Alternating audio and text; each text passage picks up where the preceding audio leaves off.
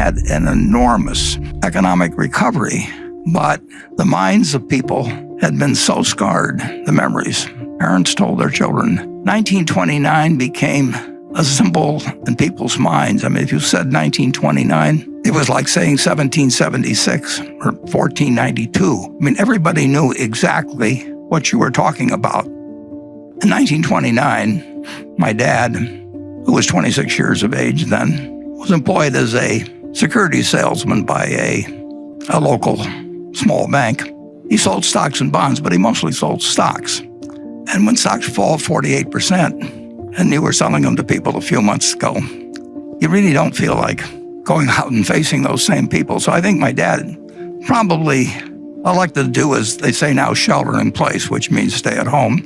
And there really wasn't that much in our house. We just had a small yard. It was wintertime anyway. My dad wouldn't have been puttering on the yard anyway. And there really wasn't, the television wasn't there. And he and my mother got along very well. So under those conditions, I was born about 9 months later. So I didn't notice at the time that the market was closed. But the stock market had actually recovered over 20% during that 9.5-month period or thereabouts. People did not think in the fall of 1930, they did not think they were in a Great Depression. They thought it was a recession, very much like had occurred at least a dozen times, although not always when stock markets were important. But we'd had many recessions in the United States over the time, and this did not look like it was something dramatically out of the ordinary.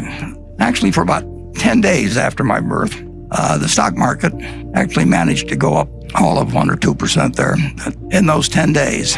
Well, from that point, the stock market went from level of 240 to 41, which was a noticeable decline because if somebody had given me $1,000 on the day I was born and I'd bought stocks with it and bought the Dow average, my $1,000 would have become $170 in less than 2 years. That is something that none of us ever experienced. That we may have had it with one stock occasionally, but in terms of having a broad range of America marked down 83% in 2 years and marked down 89% of the peak was in September 3rd, 1929, was extraordinary. And in that intervening period, less than 1 year after I was born, just slightly less than 1 year, my dad went to the bank where he worked and had his account. And of course, the bank had a sign on it closed. And so he had no job. He had 2 kids at that point.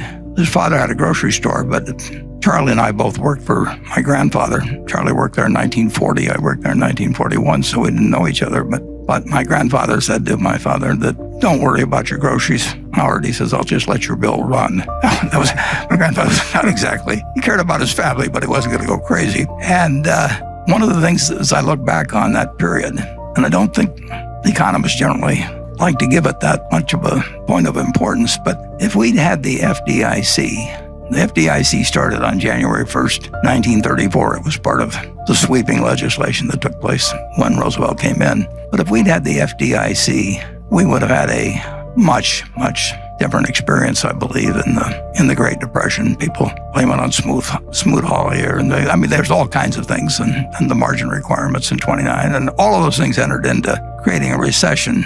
But if you have over 4,000 banks fail, that's 4,000 local experiences where people save and save and save and put their money away, and then someday they reach for it and it's gone.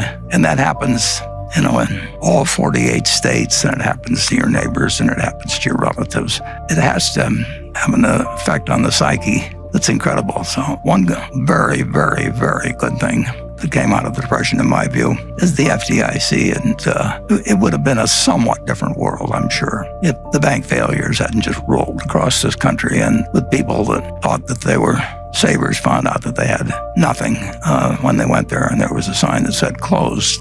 So the Great Depression went on and lasted a very long time, but it lasted a lot longer in the minds of people than it did actually in its effects. World War II came along, and on sort of an involuntary manner, we adopted Keynesianism. We started running fiscal deficits, of course, that were absolutely huge, and took our debt up to a percentage of GDP, which had never reached before and never reached since. So we had an enormous economic recovery, but the minds of people had been so scarred, the memories.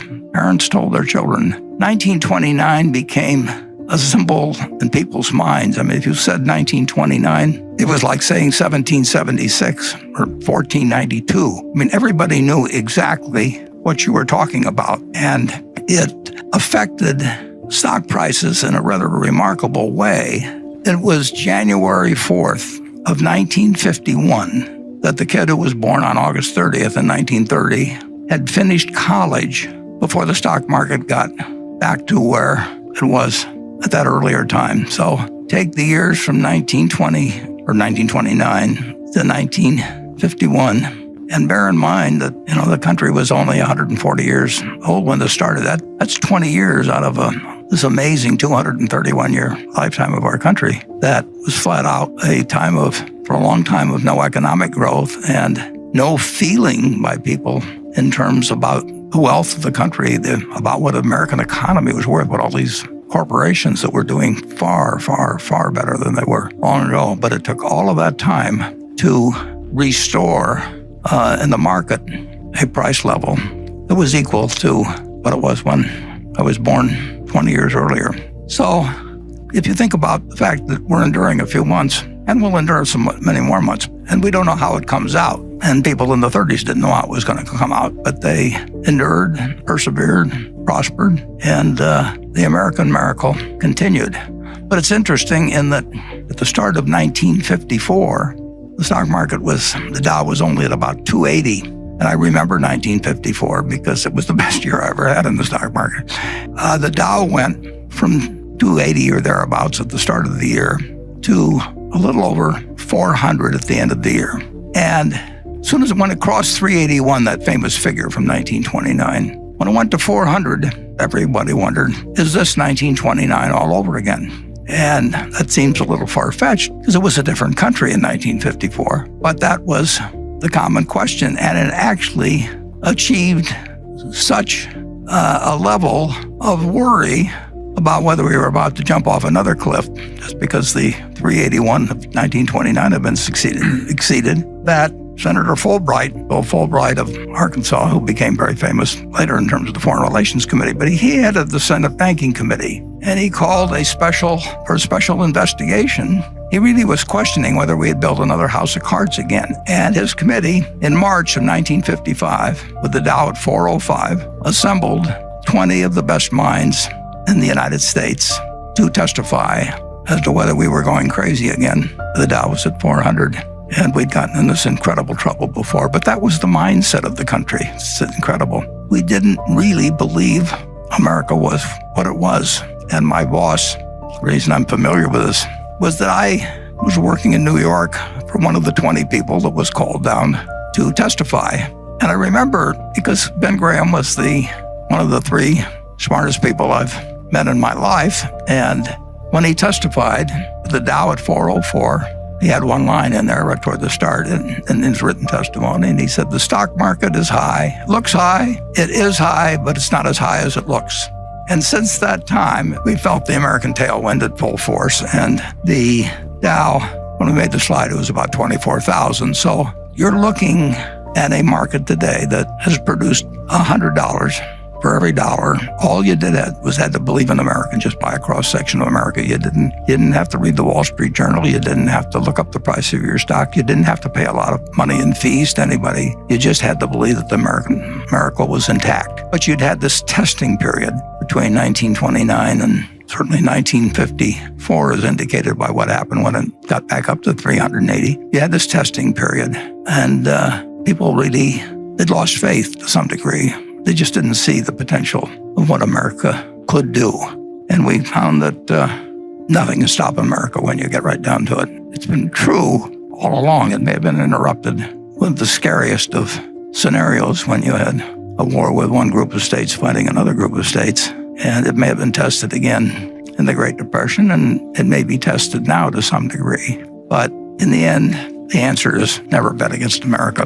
And that, in my view, is as true today as it was in 1789. and even was true during the Civil War and the depths of the Depression.